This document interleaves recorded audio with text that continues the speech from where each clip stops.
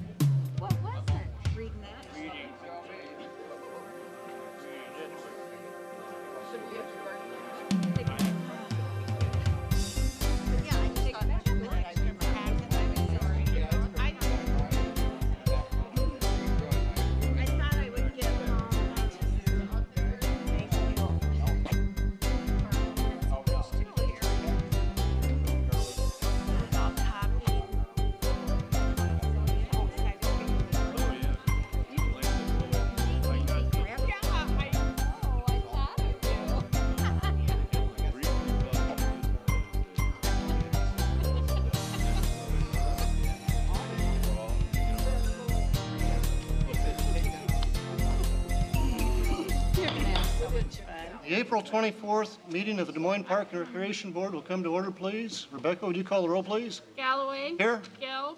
Present. Moderson. Here. Kaney Vanderhaar. Here. Nolan. Here. Cahill. Here. Cremery. Here. George. Here.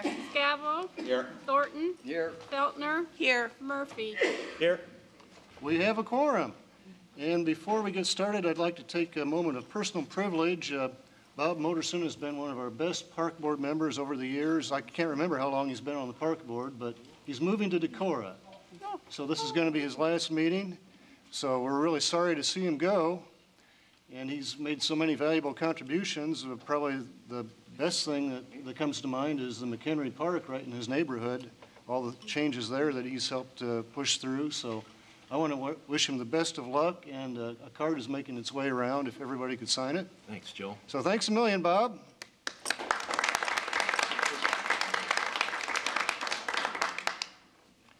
And come back and visit us whenever you can as a member emeritus. Yeah. But he's still an official member as of tonight, so this is his last chance to get any licks or whatever. So.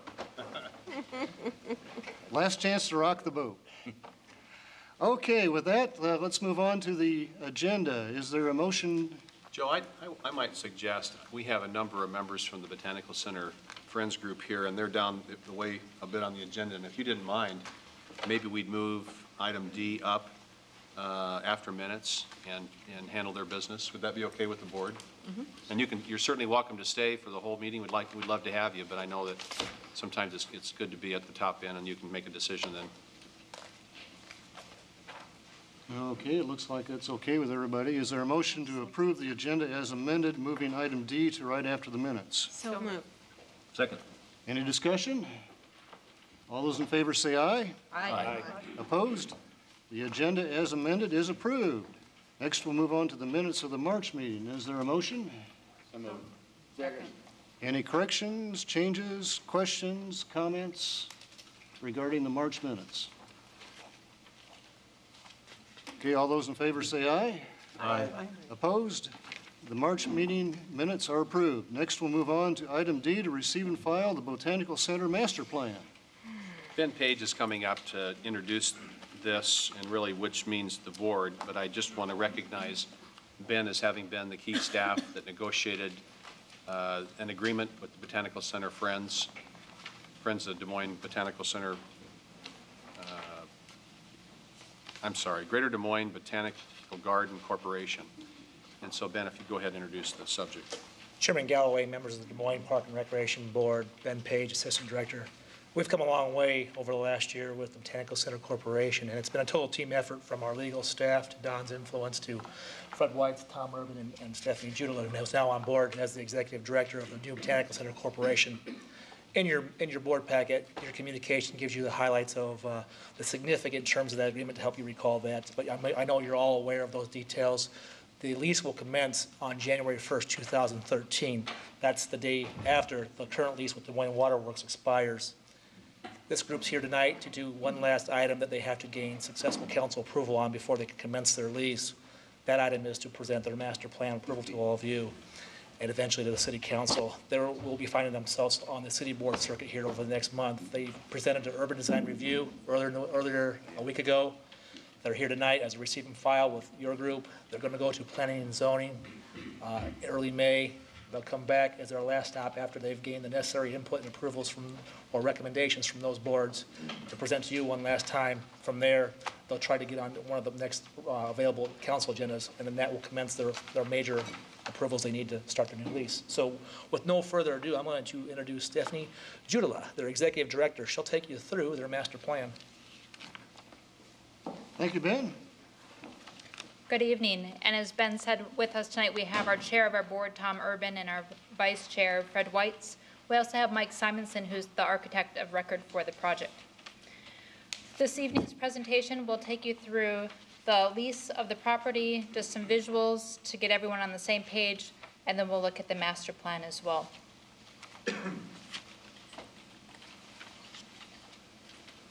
The first exhibit is the lease agreement boundaries. The yellow highlighted area shows the property that will begin the lease on January 1st, 2013. The southern boundary is 235. The northern boundary is University Avenue. We have a neighborhood to the east of us and the Des Moines River to the west. The next series will just be some photographs to get everyone familiar with the site. I'll go through them without any comment.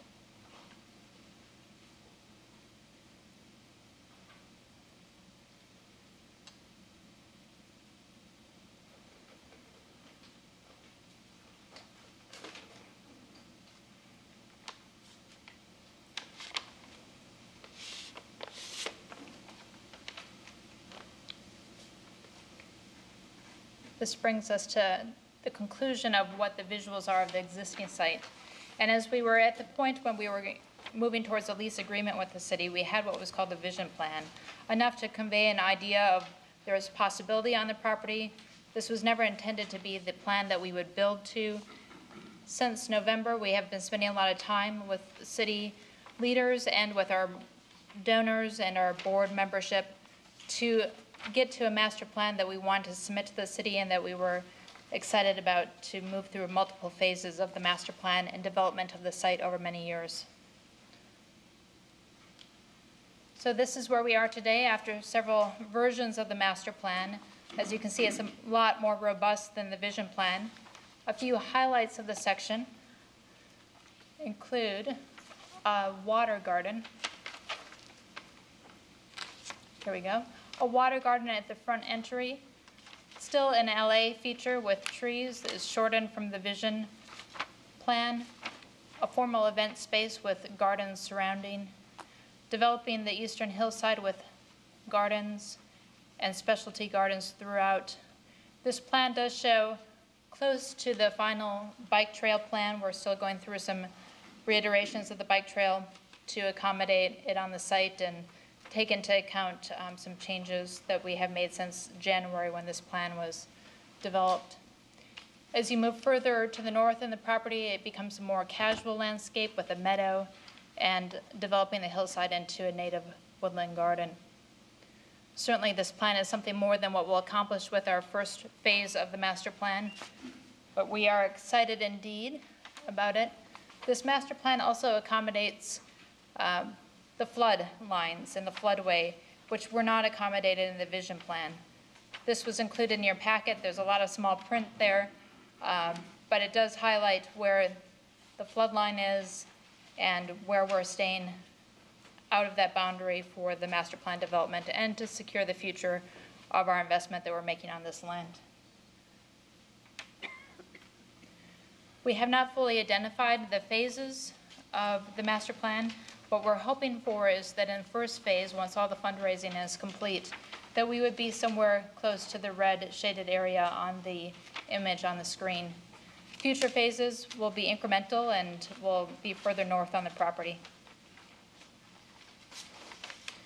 There's a few updates to the building, one of them being that we are doing a small expansion in what is currently the exterior courtyard to accommodate a cafe and kitchen. We are reorganizing some of the interior spaces where the current cafe is and the shop. We are bringing all of our staff functions together in one space. We're also relocating the gift shop into current office space right here in the lobby to maximize visitor use and the staff functions in the building.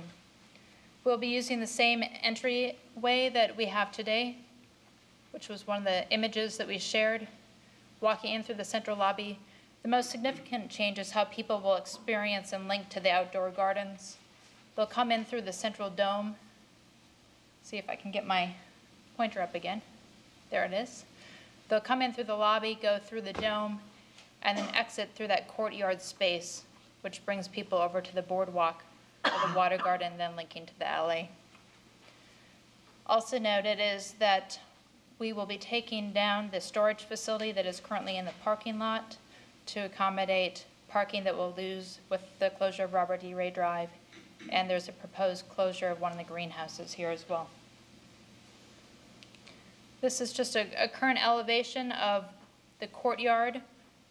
Essentially, the photographer is standing where the water garden would be and looking back to where the cafe would be and the entry into the garden, and a visual of what that might look like as we're done with the plan design and development. The entire project at this point is $11.6 million project, up from the original scope of $10 million. There's a detailing of the breakdown of that $11.6 million. We are making great progress. We still are fundraising, but we have secured $2.4 million for our endowment, and we're continuing to push towards that goal of 11.6 for the first phase. Awesome. Very. Which brings us back to the master plan, and if there's any questions or comments.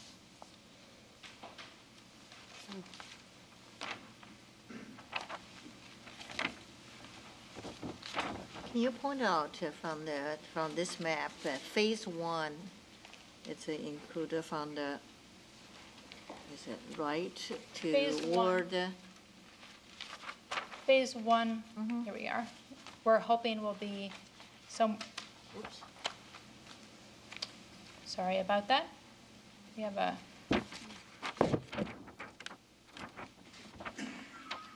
phase one we're hoping will be somewhere in this vicinity here. Until all the final funds are in, we won't be able to completely define the first phase of the landscape. Does that require to close the whole, the Robert D. Ray Drive? As part of our lease agreement with the city, it was approved to close Robert D. Ray Drive. We do have this part here from East 6th down to where there will be a hammerhead for emergency vehicle. There will be a gate here for vehicle traffic, so that it'll be used for emergency service or for material supply and service to the garden. This here is the terminus of Robert E. Ray Drive from the south. Thank you. Can you talk a little bit about what kind of additional programming you're going to be able to offer with the added space? Well, it's exciting. We have a new mission and a vision, realigning our collection with being a nonprofit, and that we want to serve that mission. Is exploring and celebrating and explaining the world of plants. So we're excited about that. We will be looking at a full range of programming. Right now our programming is quite limited. The educational person that the Waterworks has on board is split between water and plants and spends part of her time servicing Waterworks educational efforts as well. So as we ramp up and build our new business, we will be expanding our educational staff to reach a multi-generational audience. Can you go back to a few slides? I saw that there's something in the water. Is it a pier or the?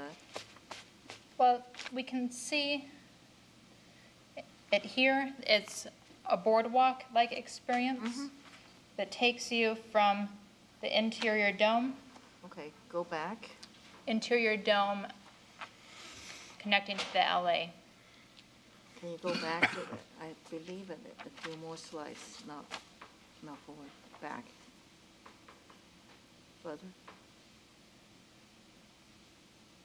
There's one there. The boat on the river. Yeah, Oh, the there's a boat boat on on the a river. river. Yeah. The boat on the river is an agreement the city has with Mike Lavelle. It's currently placed there. That is up to the city of what your current and ongoing agreements are with Mike Lavelle. You know, Mike has talked about moving that boat actually across the river and having a program at least where he would, I believe, move the boat off of what he'd create would be a semi-permanent dock on the west side. But we need to have more conversation with him. Ben and I were just talking a couple days ago.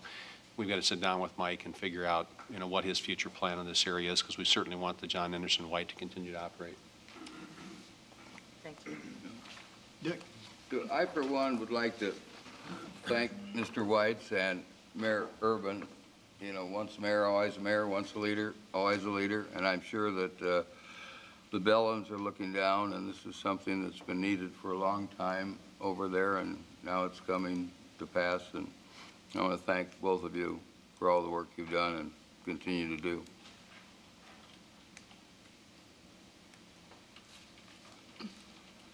Susan? I had a question on the flood map. The existing trail seems to be on the riverside of How's that? the flood line. Correct.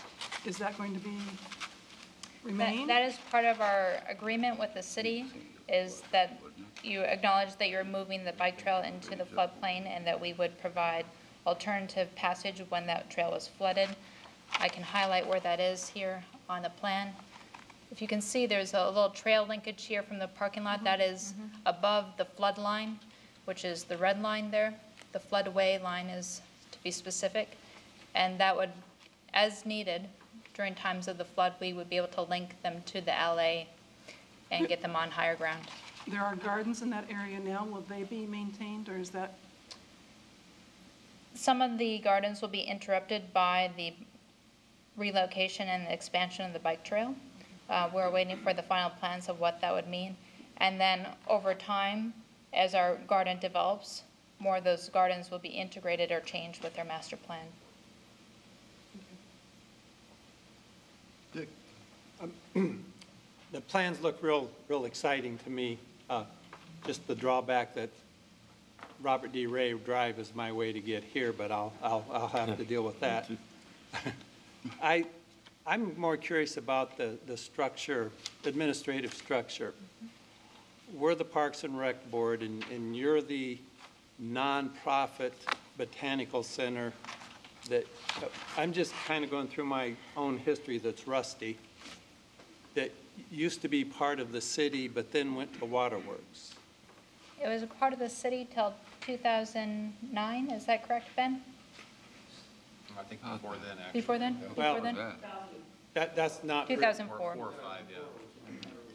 Which is when Waterworks took on the management. They have the lease with the city, Okay. similar to what we'll have a lease. It's a different agreement, different structure. Now are you an independent nonprofit that not under the Waterworks anymore? Well, let me tell you, the nonprofit that we all represent started in 1969, 10 years before the Botanical Center even opened up. This is part of the original group, and the desire to have a botanical and horticultural center here in Des Moines. This is how money was raised to secure that structure.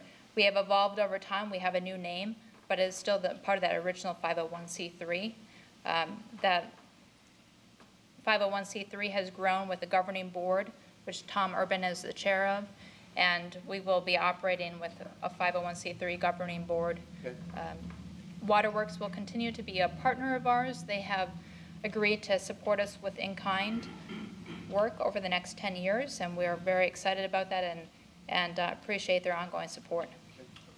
And now your contract with the city for, you mentioned one contract that the Waterworks had with the city.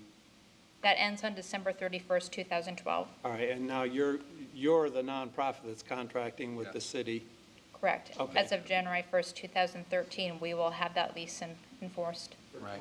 And that's, Years with two 25-year renewals, okay. total 75 years. I hope I'm around to make sure things are going okay. So do we. Pick some flowers for you. Okay, I just wanted that clarified for me, how all of that has worked. I knew a little bit about it, but now it's clear. I wish everybody well. Thank you. We had Dick, we had a action here by this board on the original lease. And just to refresh your memory, I think, Ben, why don't you resend the park board communication that summarized that agreement?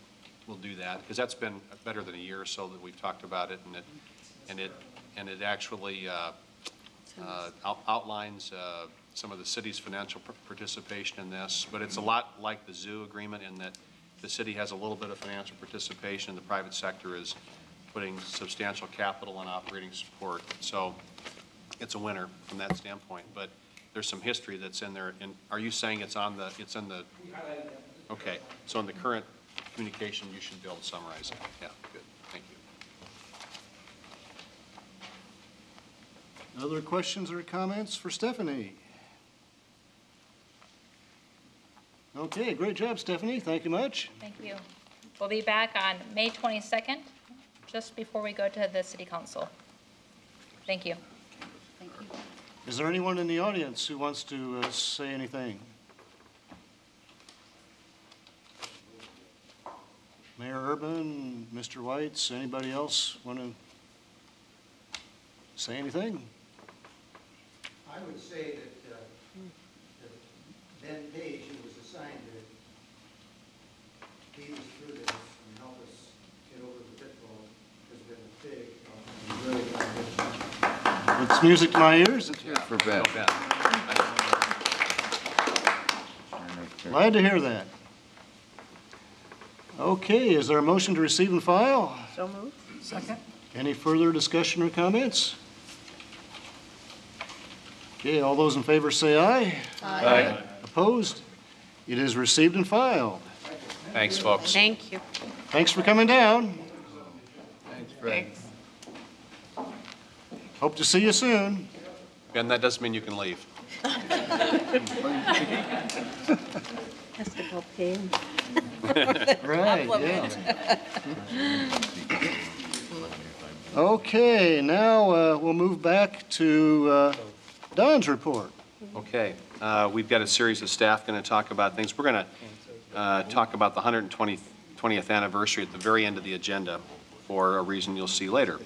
But can we start with Evelyn K. Davis programming? Tiva, please. Good evening, President Galloway, members of the Park and Recreation Board, Tiva Dawson, Recreation Manager. It's my pleasure to be up here to introduce John Turpkosh, who's a Recreation Program Coordinator, who's going to talk about the many wonderful things he has done to coordinate and activate Evelyn K. Davis Park. If you guys remember, we did talk about this last year, a little bit of some of the programs that we had done in the summer of 2010, and he continues to greatly expand in all of that work.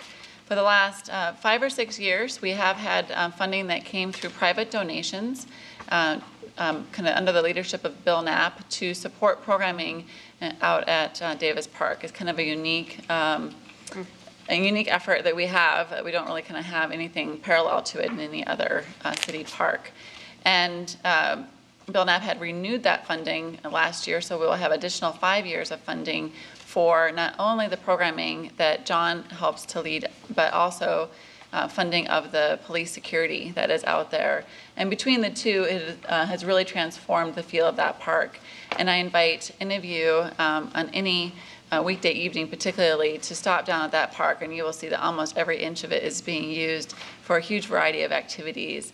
And that is much not only to the credit of the police, creating a very safe space. They are there every evening of every weekday throughout the summer, but also to the partnerships that John has made. Not only is the programming that is happening out there ones that our staff leads, but he has done a tremendous job at coordinating a whole collaborative effort throughout a number of agencies that are interested in also making Davis Park safe. And he will speak to that next. Good evening, President and board members. I'm John Tripp. I'm a Recreation Program Manager. I've been with the department permanent part-time for about 30 years. I've been running summer playground programs, added the tennis programs, and then last 2.5 years I picked up Davis Park. So I'm happy to go ahead and explain the last 2.5 years, what's been going on. I'll give you a kind of a review of last year and then a preview of what's going to happen this year. The first thing I want to do is just kind of review the goals that we had set in place for last year. And my personal mission was to make that a fun place. Davis Park, make it exciting, fun, enjoyable. So that was the first goal, keep it fun, make it safe, keep it fun, develop the partnerships that needed to be made. Again, keep it fun, because the kids love that. Programming was going to be a key element, and then again, keep it fun. For me, fun means pretty simply, you should be able to see a lot of fun activities there. Smiles, laughter, involvement, friends, family, adventure. And that's what we're having up at Davis Park pretty much last year, this year for sure, what we're going to be planning. Safe, again, comes back in mind. It means it needs to be accessible. It has to be an open park, fully staffed, which it is, maintained and patrolled. And so, again, like Tiva just mentioned, if you do have a time, drive by the park. It's very well maintained, a very beautiful regional park. It has a lot of great amenities. And so if you haven't seen it, please do. I'd invite you to come up and certainly see some activities this summer. What you're going to see in the PowerPoint are similar pictures like this. And both of these pictures are going to represent both fun and safe.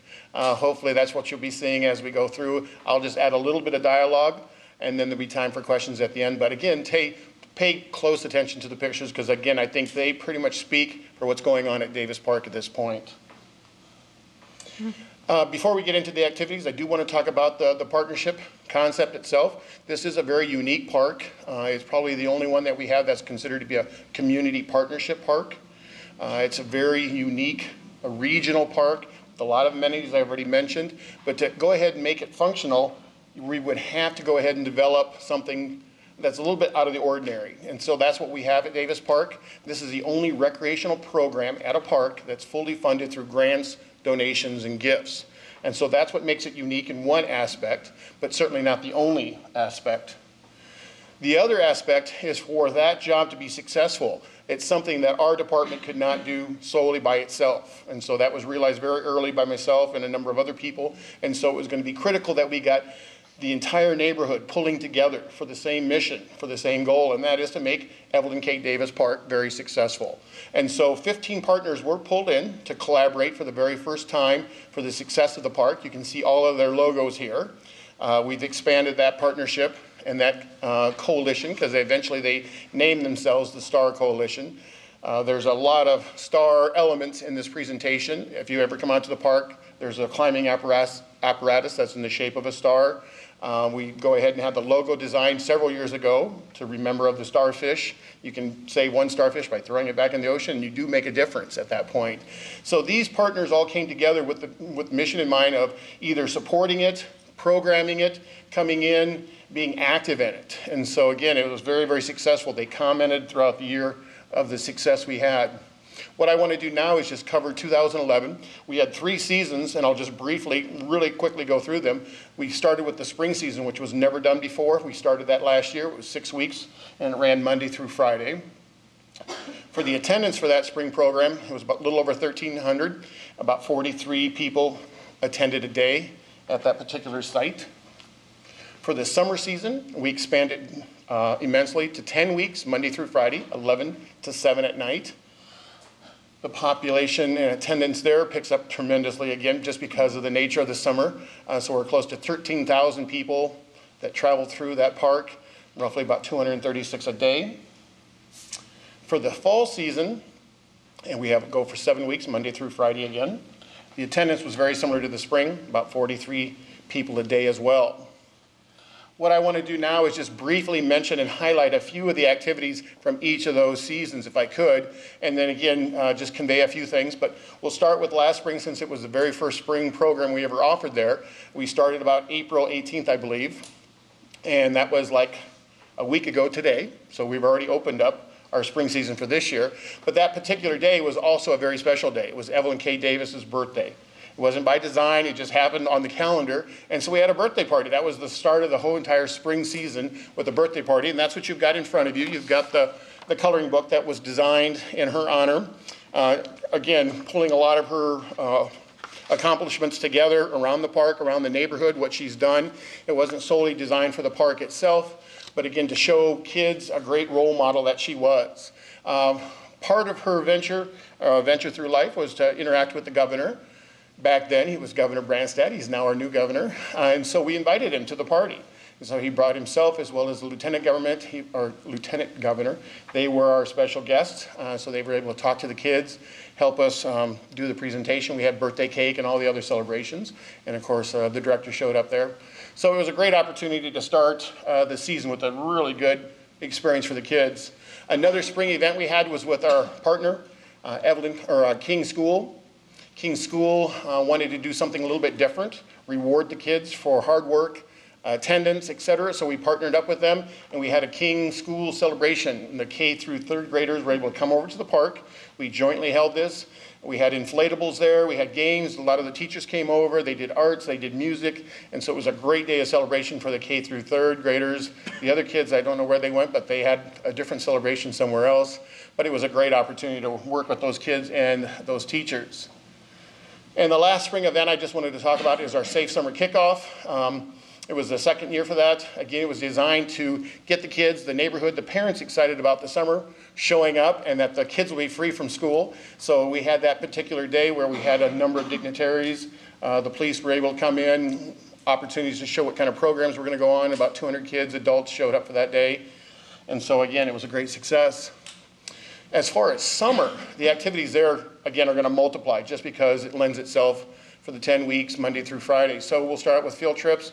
Certainly you can't have a summer program without field trips, having a different experience, removing kids out of that park and taking them to different places around the city. Great. They love it. And so we went to the carousel, obviously the aquatic centers. One of the highlights was going to Adventureland.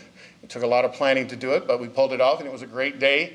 The sculpture park downtown, we went, as well as the Hall of Pride, and then we had a Cubs game.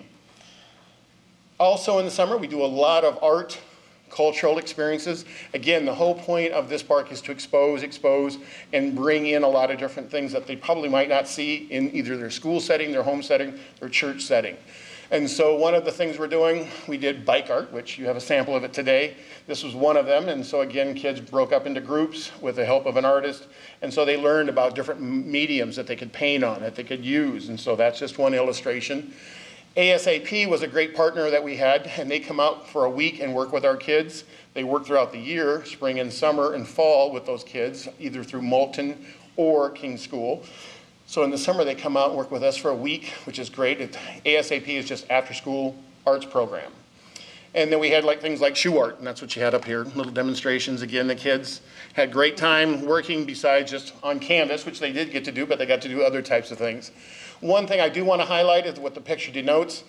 The week that we worked with ASAP, it was eagle theme because the park chose the eagle as the mascot for the park, so it was appropriate to go ahead and do activity centered around the eagle. They helped us develop this mascot up there that you see there. They liked it so much they wanted to enter it into the Iowa State Fair Parade, which they did, and we had a bunch of kids go with them, and they won first place for that. So it was quite impressive. So they're looking already what they're going to do this year, and ASAP's we're going to do an African safari theme this week. So it'll be interesting to see what they come up with. Also in the summer, we run a sports program. Like I mentioned, it's a great amenities up at Davis Park. If you've not seen it, there's several basketball courts up there, volleyball court. You've got open fields for soccer, football, etc. So we take full advantage of that by bringing in partners that can have that expertise, that can go ahead and share that. And so the programs that are up there, the soccer league runs on in the summer. There's a basketball league. We introduced 2 new sports last year that were never up there before. The cheer squad, and then we had tennis lessons furnished by our department, and then of course the football league has been up there for many, many years. As far as special activities, we had a lot of fun days. And these are going to be very special days that we advertise that everybody and hopefully throughout the city would want to come and participate in. But we had things like a talent show, and that's what you're seeing up there. We had brought a stage in, so it was centered on music, poetry, art, performances, dance. We had movies in the park. We had 2 movies there at Davis Park, which was very well received. Dinner with Dad was a special event where we try to encourage, again, dads come up there with their kids and spend a quality evening there. We had a Y Day at the park. That was one of our partners, again, in the Star Coalition. So we said, hey, the Y, come up, run the day if you want. We'll help you. We'll assist it. So we gave them full credit. NJTL, which is a tennis program, National Junior Tennis and Learning Day. So we had about 10 mini nets put up there, spray painted out tennis courts. And so it was just a day to invite a lot of people in to come and play tennis. And so it was a great time. One of the special events that I do want to take time to mention was on August 2nd, National Night Out. We did have it up there. It was the very first time that 5 neighborhood associations joined together at one location, and it was at Davis Park, to hold that event. The police were very gratified because they only had to go to one event rather than make their journey around 5, but over 500 people attend. So it was a great night, a lot of music, a lot of food, a lot of festivities, a lot of activities that the kids just loved. The parents loved it, and so again, we're planning something very similar. In the fall, some of the activities that we did last year, this was probably the highlight. Bungee trampoline fun. The apparatus is really unique. It's got a trampoline at the bottom. You got the bungee cord so they can bounce, they can go up in the air and flip, come back down.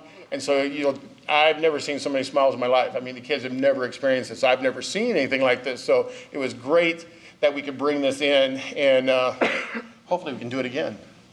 Another special event we did in the fall last year, we took some of the kids horseback riding out to a farm, a horse ranch out in Winterset. And so again, it was a great experience. We had pony rides throughout the year in Davis Park, but those were ponies. And so these are actual horses. And so it's going to be for the older kids, a little bit more mature kids to go out there and, handle that. It was a great trail. I went out there because we couldn't get any staff to go, so I had to drive and I had to ride horses. So it was a good experience for me as well. So I was bringing up the rear, sliding off the horses one way or the other, but we survived. Oh, John, what's the name of the place in Winterset? Boy, it used to be Wild Woods years ago, but I can't remember what it's called right now offhand. We'll get that for you. Yeah, I can't get it for you. But the ranch is very unique because it's all built on character counts. That's one of the premises, and so they kind of track kids year after year after year. So ours was kind of a novel visit, but they allowed that. But what they try to do is get kids year after year coming back and tracking, seeing the growth through character counts and see how they produce in school. So it's a great concept. The other event, Cindy, there's Cindy up there, so if you haven't looked, look closer. But one of the other fall events we had was a fall festival. It was a collaboration between the Forest Avenue Library, King Irving Neighborhood Association, and then, of course, Davis Park. This day is all about inclusion, diversity, celebration, have some fun, and, of course, Cindy showed up, and we had some great Filipino dancers that day. So thanks a lot.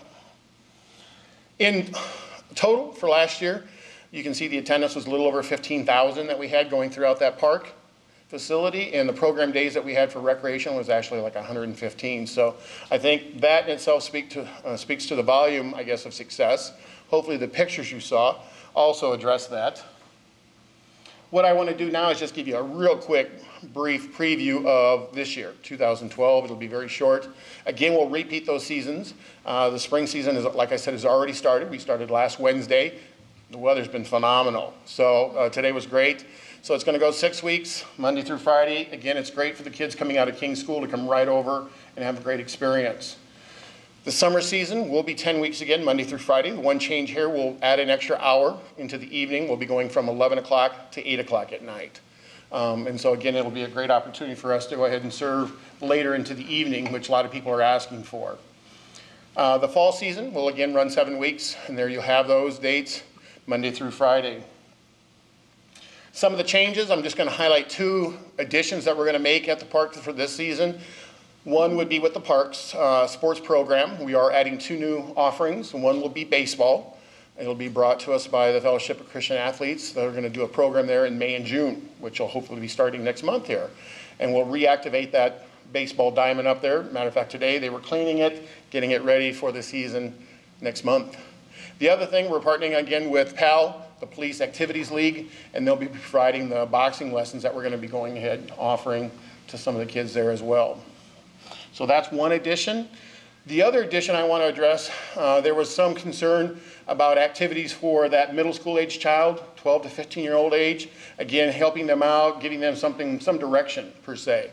And so it was my directive to go ahead and develop some type of program. We're going to have what's called the STAR program. STAR is an acronym there. It's going to stand for Skills Teaching Adult Responsibility. So we are going to be deliberately targeting 12 to 15-year-olds for this program. It's a summer program. It's going to be a very similar junior park leader position, non-paid. But again, it's going to give them some responsibility, some opportunity to show up at the park on time, like a job, be there, be responsible. We're counting on you to do things. It's going to be participatory because they will be expected to participate in some of those sport offerings that we're going to be doing. And that's what you have with the other sheet in there. You have a sheet that's very similar, listing all the different sports, how they can register, again, showing all the different partners. They'll be expected to participate in at least 2 of those sport offerings.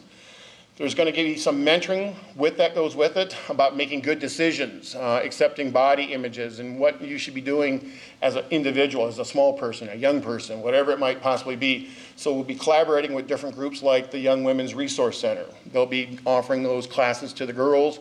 We'll be developing something similar for the boys. So they'll be expected to attend some of those classes. And what they're actually earning would be some incentives. There'll be built in some quality incentives for them to see again. Hopefully we're going to work out a Y experience where they go to Y camp up in Boone for a week. That'll be part of their pay, going up there, having that experience. Again, what the idea is to try to hopefully encourage them, catch them early, teach them some skills, give them some opportunities, something different, and then hopefully they'll see the world in a little bit different way. And that's hopefully what we're looking at. And that brings my conclusion, or my program, to an end here, unless you have any questions about the program at Evelyn K. Davis Park. Nice job. It's wonderful. Well, thank you very much. Thank you. Okay, thank you, John. Great presentation. Okay, Mindy.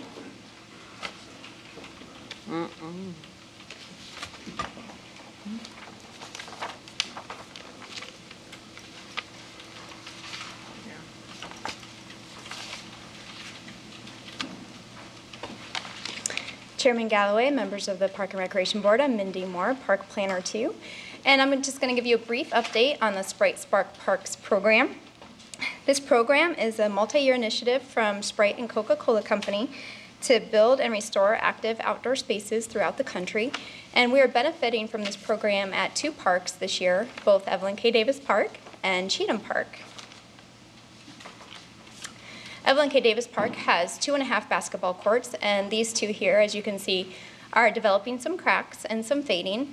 So for Evelyn K. Davis Park, there will actually be a competition among 24 other parks throughout the country for this grant award. And the grant award could be either $5,000, $10,000, or $15,000 that then will be used to repair those cracks and make other improvements to the basketball court. So you can see right now we're in 9th place with these other communities. And what you do is you go to mycokerewards.com and /Sprite, and you use MyCoke Rewards to vote for Evelyn K. Davis Park. We are guaranteed the minimum $5,000 award, however, but if you're in the top 10, I believe we get the $15,000. So we need to try to stay up in the upper numbers there. What's that, for people at home, what is the website they go to? It's right at the top of the screen there, mycokerewards.com, Okay. and then /Sprites. And so everybody who's watching needs to sign in on that 100 times each, and we'll be good. So thank you. Yep. The other park that's benefiting from this program is Cheatham Park, and as you can see here, the court is quite faded and has some very large cracks in it. And the issue here, though, is that we actually get a $20,000 grant. This park is not in competition with the others. We've already been awarded the grant, and there will be an event coming on Friday to accept the check from Sprite and Coca-Cola. So I've put on here where Cheatham Park is. It's between 11th and 12th Streets. Its address is actually 1100 Day Street, so it's just north of the interstate, south of University. So Friday at 1 o'clock, and I'm told that the Iowa Energy basketball players will be there, so that should be quite entertaining. And we will combine the $20,000 grant award with some CIP funds to fully replace that basketball court. And that's all. Are there any questions? Good work on the grant, $35,000 potentially total of private funds. Yeah, fantastic. Thanks, Mindy. Good job. Chairman Galloway, members of the Des Moines Park and Recreation Board, Ben Page, Assistant Director. Just a brief update. The zoo tour is next Monday from 4 to 6 p.m. Meet at the Discovery Center, which is the main entrance, at 4 o'clock sharp. We've got a great group of coming, been well receptive by you as well as our friends group and a few staff members. So come on out and we'll have a good time. It should be right around 2 hours. Okay. Jen Fletcher to Thanks, talk Ben. about our campaign for litter eradication from the park system.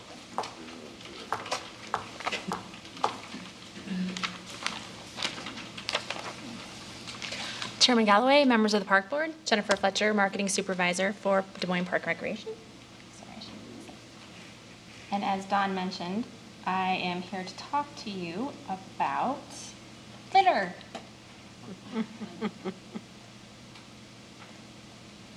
All right. And without further ado, I am very pleased to announce the name of our campaign is Don't Be Trashy, Take Care of Our Parks. So it really is an awareness campaign just to bring attention to everybody, just to be more responsible when you're in the parks. If you see litter, take care of it. If you're in the parks, take your litter with you. It's basically what it's all about. Oops. So our mission statement, as you know, is helping Des Moines live well, play hard, and protect the earth. And this campaign really fits in 2 pillars of that. Encouraging citizens to volunteer and help out, take care of their parks, helps the greater good. Also protecting the earth. If there's no garbage, it's better for the water quality, for soil, all of that good stuff. So that's how that fits. These are basically the goals of the program in priority order. The biggest thing is we want citizens to know really how much money we spend on taking care of litter in the parks. So we're going to hammer that home in all of our messaging. I want to bring aware again to the change in the policy, the reduction of trash barrels, so they won't see as many blue barrels out in the park as they may have before. To activate people to take care of their trash, to take care of, just basically be an adult, clean up after yourself.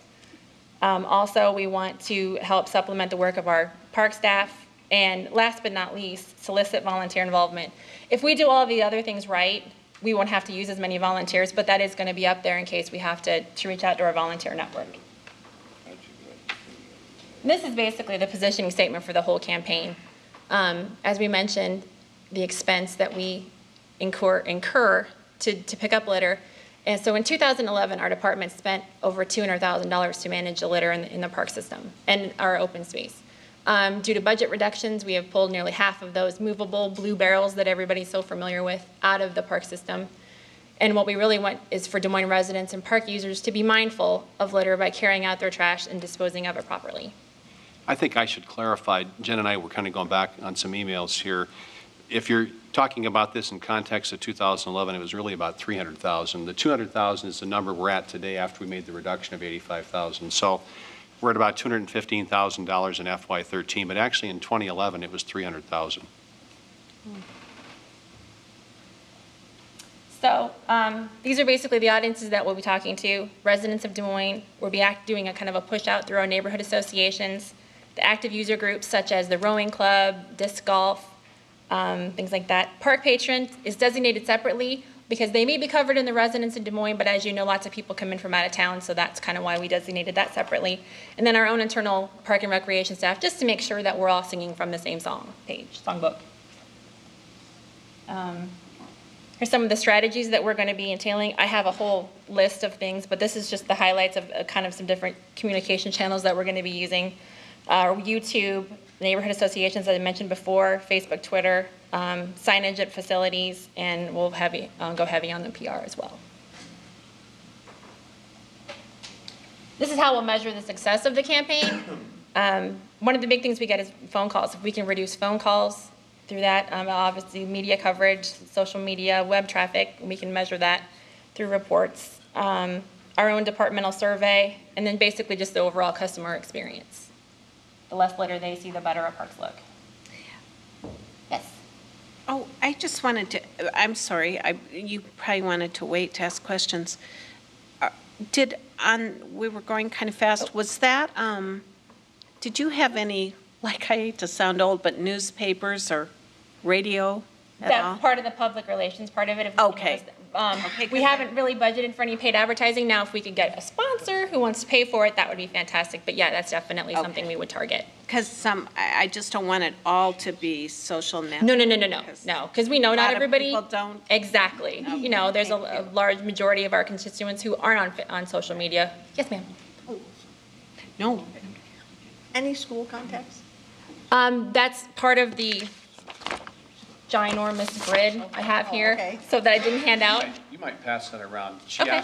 Jen asked me today whether she should provide a copy of the full program, and I said, it's pretty extensive, but pass it around because Okay. she's got a plan here that if she can execute it, she'll get a really big gold star. When we execute it. But she does really have a plan for each one of those areas that I think is pretty impressive. Oops. I'm sorry about this. So, sorry. Arrows? We I've never run a interrupted. PowerPoint before. Sorry about that. That's okay. No, that's why we're here. Okay, kind of covered that one. Sorry. I did. No problem. So again, as the grid's going around and some of the things I mentioned before, I'm just pulling out some of the high-level, highlighted tactics we could talk about. As you know, we just had Trash Bash last Friday.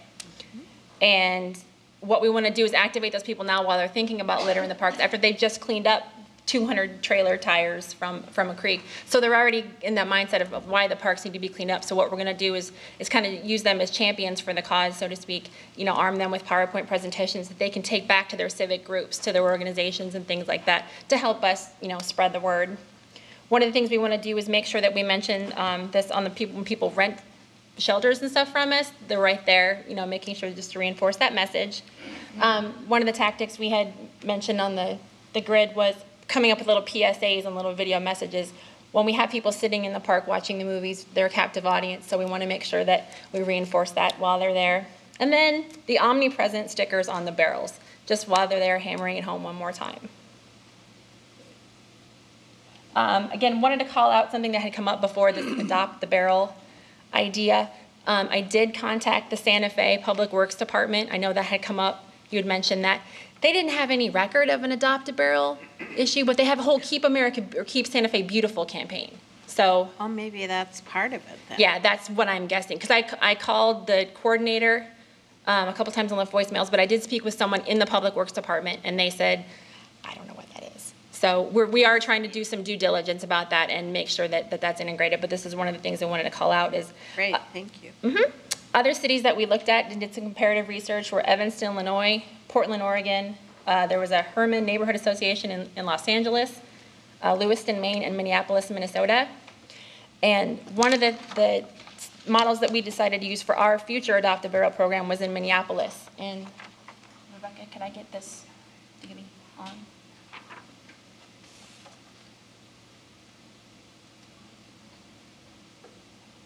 So as you'll notice here, whoops, in Part D, they have kind of two levels of service for their program. One is when you join, you can actually, and when you adopt the barrel or whatever, you agree to actually take care of that barrel. So you're the one who's going to maintain it. Again, ours will be a little different based on the system we have in place now, but that there won't be liners or anything like that. But Part 2 of that is where you actually pay, you literally sponsor that barrel to be emptied. So that's one of the things we're looking at. That would be probably in phase 2 that would be rolled out, but initially the way we want to go is where, you know, I would agree to adopt one at McCray Park, and that would be mine to take care of. So. And this could be the barrels downtown. This could be the artistic furniture we have on Ingersoll Avenue downtown on Beaverdale when that's there. So there's lots of options here. And that in and of itself can generate revenue, which may allow us to pay for the staff that picks up litter in other locations. And it might be nice with, as we do with the Park Foundation Board to be able to give gifts of a barrel for, you know, I'll pay to this barrel in your name. Yeah. The timeline for anticipated launch we have is, we'd like to get, now obviously, when you look at this list, you're gonna know there's no way we're gonna get it all done before Memorial Day, but we wanna kick off and get things rolling prior to the summer season really falling into place. Right now, what I'm working on is, I'm working with graphic designers to get the visual identity, kind of the logo, the branding for the campaign, so that when you go out in the park and you see this, whatever it is, you'll know that that's part of the Don't Be Trashy campaign. We're also working on materials for our neighborhood associations, again, trying to create that push out to their members, and then our own internal staff through talking points and a call script, so. And that's it. Any questions? Yes? You were mentioning the goals of the overall program, or I might say it, the overall goals of the program, whichever. But you mentioned several, which I can't list right now. But the thought occurred to me, we might figure out some way that some person could come up and be the winner. Maybe because they'd gotten the most, whatever, kind of like Easter egg hunt, only not an Easter egg hunt. And then have a prize for the one who found or did the most. Maybe a day at Adventureland or something like that. We might even be able to get them to donate it, but something that wouldn't cost a lot of money, but would be worth the person's taking it seriously. Yeah, I think That was actually something I had considered, but coming off Trash Bash, everything's clean right now, so I was thinking about maybe later we stagger that throughout the year. But yeah, we're on the same page there.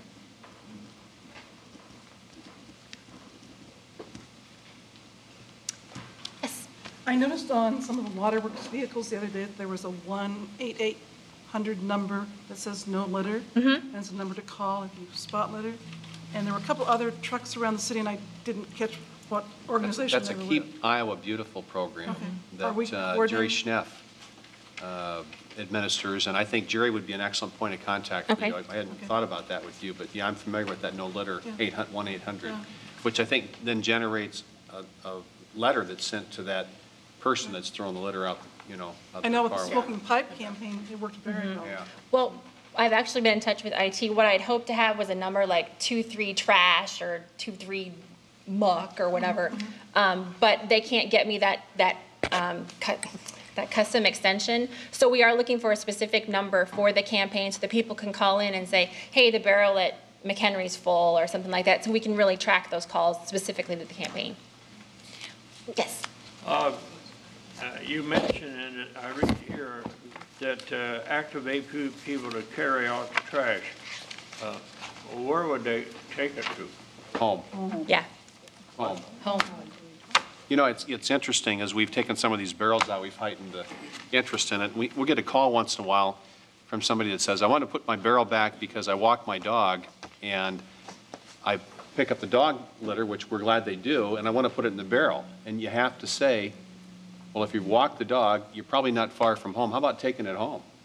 I mean, we're just kind of in a mentality, I think, there that the way to handle the litter is to put it in somebody's barrel. And everybody pays solid waste fees, and it's okay to put it in your car and bring it home. So, but fortunately, the people like that are calling are really, they're concerned. They want the park clean. It's just a matter of kind of changing people's mindset that we can pick it up for you, but what we pick up for you in the park is money that we can't spend for programs like you saw at Evelyn K. Davis Park.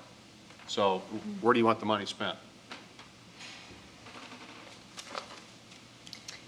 Just one question. You mentioned there's a litter number already. Does it make any sense to try to partner it? Because you said Santa Fe probably did the Keep America Beautiful. Or Keep Santa Fe Beautiful. Or Santa Fe Beautiful. Maybe Keep Iowa Beautiful, at least have that conversation. Right. Because we can maybe like cross-promote between their efforts and our efforts and vice versa. Right. So, yep. Yeah, we'll do that. I know at school we have because there's the park, we have a trash barrel there. Just for children to see and become advocates for that, if we could have that information just going, I don't know how you want, I looked through that quickly. Well, I had an educational pamphlet Okay. down there, and that was, I mean, that's kind of where that was. Okay. We can do something tailored specifically for the school system. I don't want to spend any more money than you have to, but I think children are aware environmentally, at least of our school, of being a good citizen in that way, and how can we encourage them to be even in their own parks that are near them. And I don't know that that message goes out from the school curriculum about environmental concerns. Okay. But that it starts at home. Right. Yeah, when they're walking their dog. Yeah. Thanks. No problem. Anybody else? Other questions? George? Oh, yes. Do you happen to have a video covering any of the things that you mentioned in your talking to us? A video? That's one of the elements we're going to incorporate when we roll out the campaign. Yeah. Yeah. It occurs to me that if we could take that to different neighborhood group meetings, then they would be seeing something and hearing it at the same time, and that only leaves 3 more ways to hit people. Right. And that's one of the things we talked about was the commercial, which is basically a little PSA or a video, and that can be used in a multitude of places. So. Okay. Anything else from anybody? Okay, good job. Jen? Nice presentation. Thank you, Jen. Chairman Galloway, members of the Park and Recreation Board, Kevin Moran, Parks Manager. I'm just going to give a brief update on the damage that the Parks and Open Space received with the recent storm the weekend of the 14th and the 15th. Majority of that damage was downed trees, branches, and high water along our trails, mainly in the northwest to the west section of the city. Most of our parks in those areas did receive some of that damage there. One thing was we did have to close our trail system, the Walnut Creek and the Bill Riley Trail, for a couple of days. I appreciate everybody that stayed off of those trails where we're trying to clean them. That does make our work and our lives a lot easier, not having to worry about the bicyclists. And I apologize that it did take us several days to get that cleaned up, but with the water rising on the creeks there and the mud. But our crews did get to it in a timely fashion, and were able to open that back up. So I was real appreciative, especially because the mayor's annual ride, the 25th anniversary ride, was actually along that route. And so we made sure that that was our priority, and we did get that cleaned up. So I want to definitely thank our staff for doing above and beyond work again to make sure that as the riders came through there, you probably didn't even notice that was closed off for several days. We also, like I said, a lot of branches here and there we are cleaning up. The Greenwood Park was another park that did have a lot of trees that are over.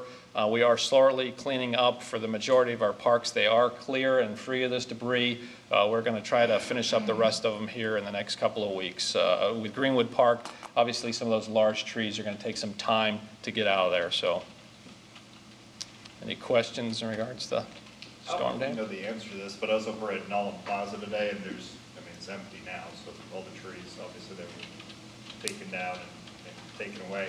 Since they're kind of looking at a master plan for Nolan Plaza, and I know they originally had all those trees in that master plan, but since that's gone, does that mean they're going to revisit, the plan for Nolan Plaza, or is that too early? Oh, yeah. We've been in contact with the Civic Center as well as with Ken Smith, who's the landscape architect hired to design that.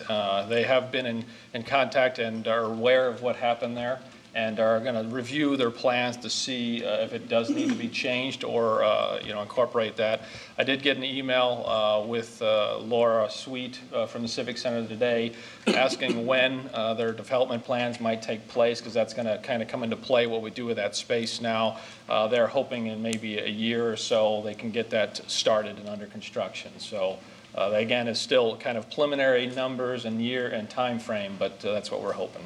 Just going to stay empty until they kind of figure that out. For this part, yeah. Yeah, they need to select species, and there was kind of a monoculture there of one species, and that's not what you want. And so we need to work with them to. But I think it's pretty much a given. There'll be trees planted back in that location, just a matter of where and how many and what. The urban space does need some shade, and so that is definitely going to be a key. And I think it was part of the plan was to make sure there's space there or shade there. We're also looking at, you know, if it's going to be under construction, you got to think about the growth you're going to get on a tree in a year or two versus the stress it's going to have with all the development and everything else. And so we're weighing into that. Oh, okay. Did you want to talk about that now, or? Oh, what? Woodland Cemetery? I also experienced damage with Woodland Cemetery, and it's been closed. I just wanted to make an announcement real quick while we have the TV audience here. We just got our forestry department to mobilize today, and it will remain closed because we have hangers up in the trees until we can get those all out. It's just not safe for the public to be in there. So those listening, and as well as you that might get phone calls, we hope to have open that up within the next 7 to 10 days as far as getting forestry in and out of there, and then us moving all the limbs out. So another property that was damaged. Thanks, Kevin. Yep, well, I got one more quick item, if you wouldn't mind. Yep. If you guys have driven by Columbus Park, you know we are working on that bocce ball court, and I've got to apologize. You know, we got in there, we got it all torn out in the wall, and then it's been sitting there. We've been in contact with the contractor, and I want to let everybody know that the reason it's been in a little bit of a holdup is they've been in lead time for the wood that's going to surround the court. One of our planners, Lee Wheelock, came up with this great design to have these wood boards around the side, and apparently the lead time on getting that material to the site a little bit longer. So I understand it should be here this week, and so I just appreciate everybody's patience and appreciate Vince Scavo helping us move this project along and keeping us going. So as soon as we can get that here, get the contractor, we hope to open it up with some type of event. Obviously working with Vince and others to get that open this summer. Thanks. Yeah, thank you, Kevin. Good job. Any other questions for Don about anything as his report is concluded for the time being? Okay, good job, Don. Moving on to item A for board action. Overnight use ordinance and rules. There's been quite a bit of I'll handle this. There's been quite a bit of discussion about this, and you have a communication in front of you, and we're very happy to answer questions. And I don't know if you want me to summarize what some of the concerns of the attorney are, or you'd like to do that. I'm happy to do that. The city attorney has looked at this again, and he points out that he believes that the way the ordinance is written right now, that without a rule change, that it's possible that a single group could come in and be in a park for 50 days. And so I'm going to tell you that I think the ordinance to approve is fine the way it is, but what we'll do is we'll write rules that will not permit that to happen, because that was not your intent, nor was it staff's intent. He has two other concerns he believes that the council may have. One is the total number of parks. I think that's an issue that'll have to go back to council, and of course they'll have feedback on that. And it's a rulemaking issue, frankly. It's not an ordinance issue. So we have 30 parks recommended today of the 72 in the system. I think he believes that the council may have a wish for less than that number. What I would say is that I don't think any of us know what the exact correct number is.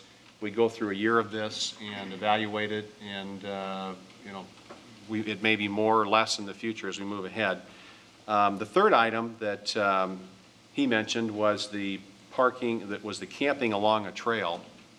And I think that's just a point that we may agree to disagree. I think he's going to suggest that that's probably more available camping than what the council may desire, but you specifically asked for that. We support it. And so that'll move ahead in terms of my recommendation. It is still my recommendation to you that you approve that as part of the ordinance. And did I cover your concerns, or is there anything else you'd like to say about it? That maybe the up to 5 parks having a total of 50 days per year was beyond what we thought the council was desiring for the ordinance to say. Yeah, I kind of intended when I said the 50 days, really to have you understand, it's not our intent that 50 days would be permitted by any group. Now, and if you're saying that there would be some parks that would not be 50 days in total, I think what we heard the board say was that there are some locations where 50 days, limiting it to 20 days would not cover really the demand there might be. So, you know, I think that's, we are where we are. You just have to recognize this is an ordinance issue, and council makes policy, and you've been asked and we've been asked to provide feedback here. I think we've found some good middle ground that's not overly extensive. I think that there's some rationalization to it in terms of what locations that were chosen, but it's not perfect, and we'll learn as we go along the way. So I think it's pretty good, and what you have in front of you today, we'd recommend approval of, understanding that we're going to deal with this 50-day issue through rules. Okay, before we move to a motion, I just had a thought along those lines. Maybe it's not a good idea, but on the 50-day issue, to prevent some kind of subterfuge where some individuals come in and get a permit and then leave the tents there, and another group of individuals comes in and gets a permit and stays in the same tents for 50 days. That was the fear. What if we said in computing in this 50-day issue that the permits cannot be consecutive? If it's a 3-day permit, that it cannot be consecutive, 50 consecutive days. Well, actually, I think we have that. I think the concern, Joe, is that you and I and Paula and Dick are part of a group, and I come in and get my 10 days, and you come and get your 10 days, and really then what we've done is, as a group, we've occupied the 40 days ourselves, which wouldn't permit anybody else in the city to ever use that. So what we've got to figure out is a way that the director can really look at this situation and say, you're really the same group. And the intent here was not to have one group occupy this in and of themselves, and that multiple families or individuals ought to be able to utilize it. So I'm not exactly sure what the solution is. My knowledge of this loophole is a few hours old. We haven't had a chance to think about it, but we're going to come back with some conclusion that I would think would give the Park and Recreation Director the authority to intervene in that situation and not let the use in one park be dominated by one group. Isn't that the idea is that you're going to come, if this ordinance is passed like this, you would come back with rules that would kind of flesh that out and give you some discretion Yes. to prevent that type of thing from happening? Yes. And Ann, you jump in wherever I'm misstating my interpretation of how we'd handle this, but that's the way I understand it. Well, I thought a permit was good for 3 days. Am I wrong?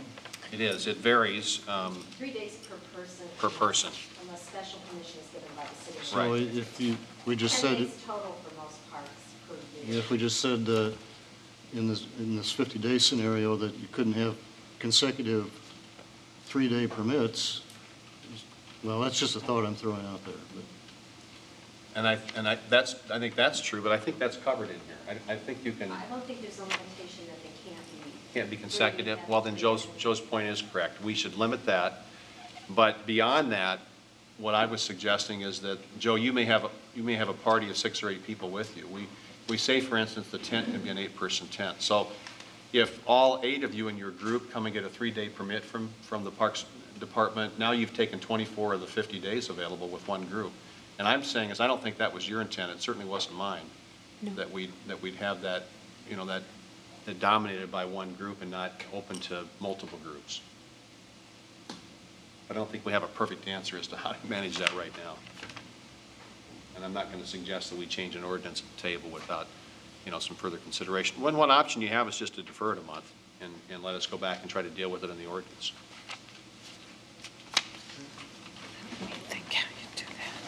I think that this raises a lot of issues that we didn't even think about, nor probably did the city council when they first wanted this idea. We're not set up for camping, I don't think, per se. So I think more thought has to go into this before we make any decisions on it. It's just, I don't know, it doesn't feel comfortable. Yeah, I'm okay with it. I think you could spend a lot of time talking about it. Susan, my view is on these sorts of things is that the longer we talk about it, the more inevitabilities we'll come up with, the more things that maybe aren't as clear as they were the first time we talked about it. And I think you have to put something in place that covers most of what we understand to be the kinds of questions and issues that have come up, and you manage it. And you come back in a year and you say, here's something we didn't think of, and you adjust for that. But I think it is in fact breaking some new ground. There's not a lot of precedent for this. And I say, I mean, camping in urban areas. And we went on line to try to find rules and ordinances and law that are related to the camping in an urban environment, you know, what we're dealing with here. And there's not a lot of examples of that. So I think we're okay to pass an ordinance, then create some rules, and then manage this, understanding that we need to have the latitude to adjust the rules where they, and rules meaning locations. We may have some locations that we're finding just don't work very well. And other locations that someone would say, why not here? And we look at it and we say, well, yeah, that's not a bad idea. So I think we've struck a balance here of research that's reasonable to a point to give us a chance to be successful. 50 days. I like ordinance, I'll move it. Second.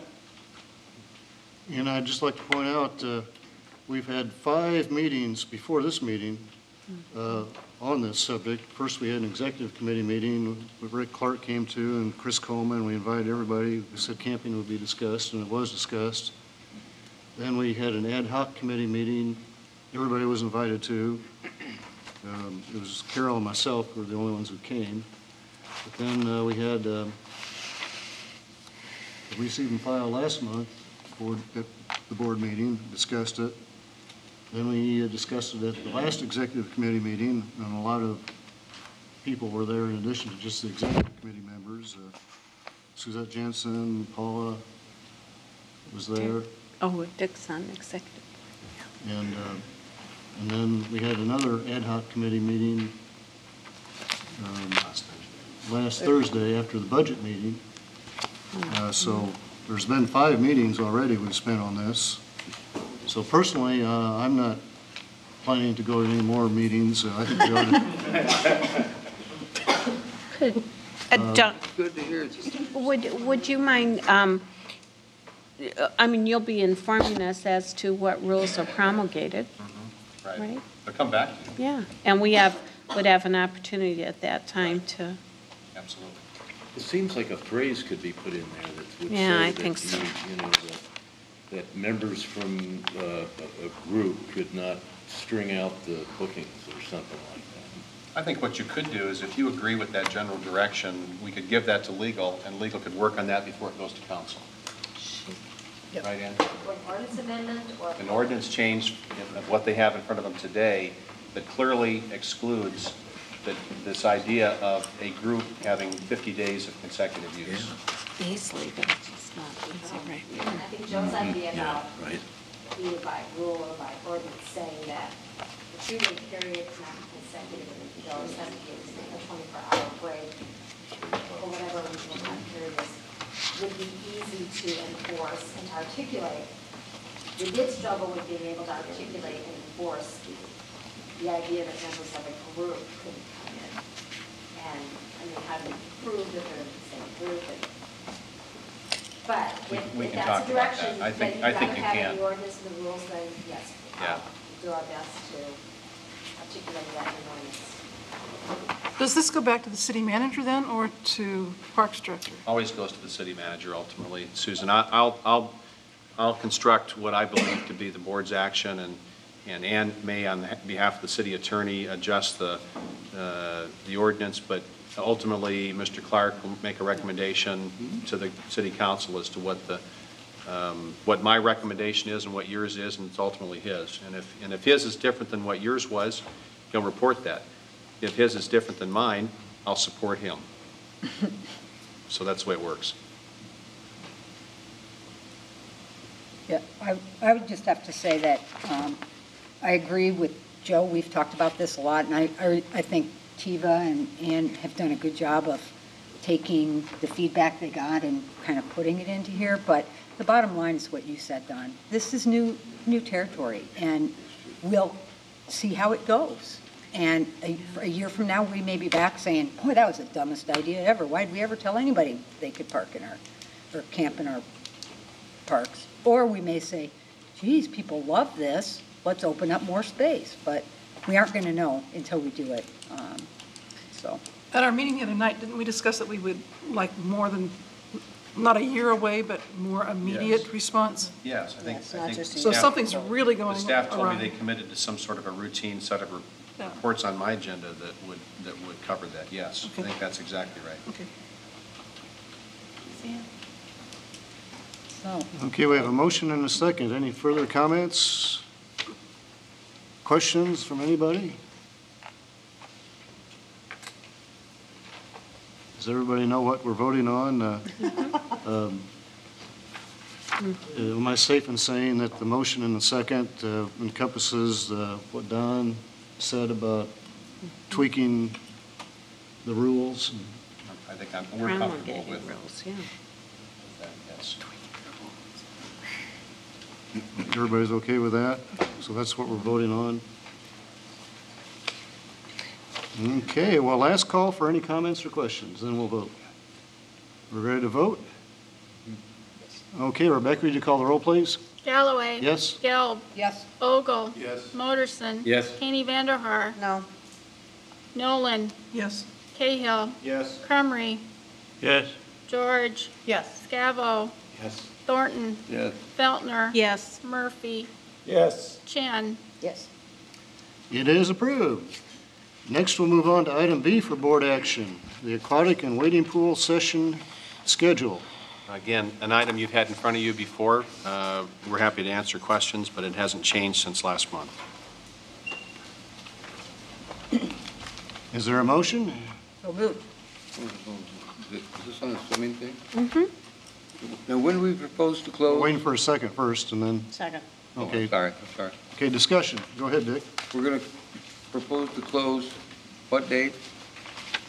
It varies by pool, Dick. It's on, look at the communication, it's on I the couldn't find it on the screen. second paragraph of additional information, June 2nd to June 19th, which lines up with the beginning of school, except that we'll keep one pool open, Ashworth, until and through the weekend of August 22nd. And on weekends through Labor Day. And our use after school's open is minimal. So I think covering with one pool, I think will be good.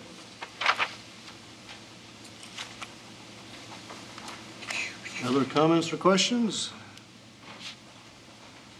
So we are open on weekends, right? Yes, until Labor Day, through Labor Day weekend. Through Labor Day? At Ashworth, yes, sir. I'm still hoping that the Senate will adopt, what the House passed, and if they don't, that the governor will issue an executive order, because, if the Senate adopts what the House passes, it doesn't take effect till 2013, but an executive order would take effect immediately. Can we adjust then if that happens? So you're saying that the schools could change their opening day in the 2012-13 season? Absolutely. I think a kid should go to school. At this point? A child should be able to start. I understand. I'm just, Yes. fundamentally, those calendars could be changed by the state legislature as late If as the law now. passes, it goes into effect July 1. I'd say we'd have to come back to you. And we We come would. back to it then? Yeah. Now, it's all contingent upon our ability to staff. Yeah, no, I understand. When we start losing kids to college, we run into the same problem. But no, I'd say, folks, if there was a change that said Des Moines Schools wasn't opening until August 25th, we'd make every effort to have everything open till then. Okay. So I'm glad you pointed that out.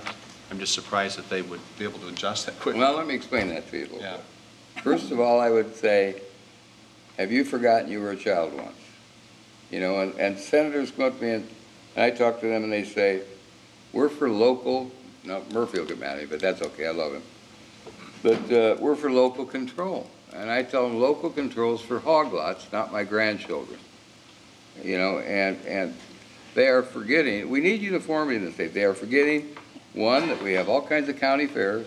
We've got a state fair. We've got a whole bunch of businesses in the state that only have 3.5 months to make their money. And I think it's a real problem, and it passed the House quite easily, but it's now in the Oversight Committee in the Senate, and the senator in charge of that Oversight Committee is pretty strong against not having it debated, but the governor is pretty strong about doing something about it. So if we have the flexibility to come out and visit, and Paul and I will reinstate our water safety instructor permits, and I'll do Yeah, we're in the that. business of providing this service, and as long as the schools are not open, we're going to provide as much open swim time as we Okay. possibly can. Our calendar revolves around them to some extent. No, I understand. This, what you have in front of you reacts to that, and certainly we'll be the first in line to want to change that if that changes. Well, it gets awful It's hot. It's still my impression, though, Dick, that it's July 1 of 2013, not. Right. Not July 1 of 2012. Right, that's what I said. We've got negotiated contracts, so I'm. Well. Well, we'll cross that Yeah, bridge if we what- come to it. If it happens, we'll Yeah, revisit it. We will absolutely look at it. No, you're right, Dick, about the contract, unless the governor does his thing. Okay, any other comments? Labor, which was wrong. What? Are we ready to vote? Yep. Okay, Rebecca, would you call the roll, please? Galloway. Yes. Gelb. Yes. Ogle. Yes. Moderson. Yes. Kenny Vanderhaar. Yes. Nolan. Yes. Crumry. Yes. George. Yes. Scavo. Yes. Thornton. Yes. Feltner. Yes. Murphy. Yes. Chen. Yes. It is approved. Next, we'll move on to board action. Item C, appointment of nominating committee. Now, this June, the positions that are opening up are vice chair and the 3 members of the executive committee. And we need to have a nominating committee for that. Susan Nolan has already agreed to chair the nominating committee. We need at least 2 other members. We're not limited to 2 other members, but we'd like at least 2 other members, with a preference to people who aren't the usual suspects. If we can have some new faces on the nominating committee, that would be great. Are there any volunteers?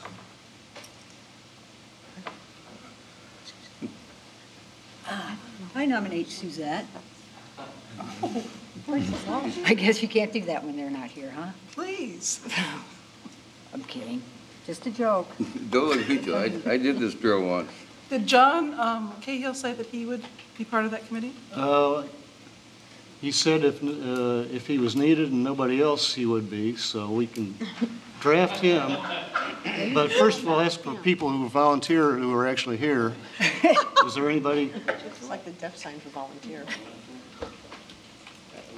Lloyd would. just went, I yeah, okay. Oh, I Lloyd? nominate Lloyd. Said yeah. Lloyd will be on it? Okay, great. Is there anybody else who would like to be on the nominating committee? We're not limited to 3 people, but, and let me point out, of course, the nominating committee can do whatever they want, but my term will be up in a year, and we'll need a new person then, so they might be discussing, looking down the road. Even though it's a year away, they might be talking about what to do about that now, as far as queuing somebody up. So if you're interested in that, you might be interested in the nominating committee. No other volunteers? Well, we got Lloyd, is that right? And we got, okay, well, draft John, and we got Susan, okay. That's the nominating committee then. Okay, I would entertain a motion to nominate those 3 people. How about if we throw in Marion too? All right, I'll help. Okay, and I'll add Marion to that. Is there a motion? So moved. Second. Any further discussion, additions, comments? Are we ready to vote? Okay, Rebecca, would you call the roll, please? Galloway. Yes? Gelb. Yes. Ogle. Yes. Moderson. Yes. Kenny Vanderhaar. Yes. Nolan. Yes. Crumry. Yes. George. Yes. Scavo. Yes. Thornton. Yes. Feltner. Yes. Murphy. Yes. Chen. Yes. It is approved. And may I just add that if anyone is interested in any of those positions, they would contact someone on the nominating committee. Otherwise, we'll be calling you. What did she say? If you're interested. If you know that you're interested, you might stop and see them after the meeting. That would be a good idea. Yeah, sure. Otherwise, you can call them. He- Okay, moving on. Okay, we've already done the Botanical Center, item D, so we'll move on to receive and file, item E. I'll just tell you on E, F, G, and H, we have no staff presentations. You've got some documents in your packet. And I know that we've taken a good amount of time here already, but we'll be happy to answer questions if you want. We were not going to make a staff presentation on E, F, G, or H. Well, why don't we just take these one at a time? Okay, is there a motion to receive and file item E? So moved. Second. Any questions or discussion? I have a question. Yes. Have you decided you're interested in that? We're interested in it. We haven't done our diligence on the contamination environmental issues. And so that's the telling matter for us, and it won't be back in front of you until we've got that resolved. Okay. But this does express our interest in it, yes. Okay. Okay. Okay, anything else on the potential land donation? Comments? Okay, did we have a motion in a second? Yes. We did? Okay. Things are getting fuzzy here. Okay, all those in favor of receiving and filing, say aye. Aye. Opposed? Okay, it is received and filed. Next, item F. Is there a motion?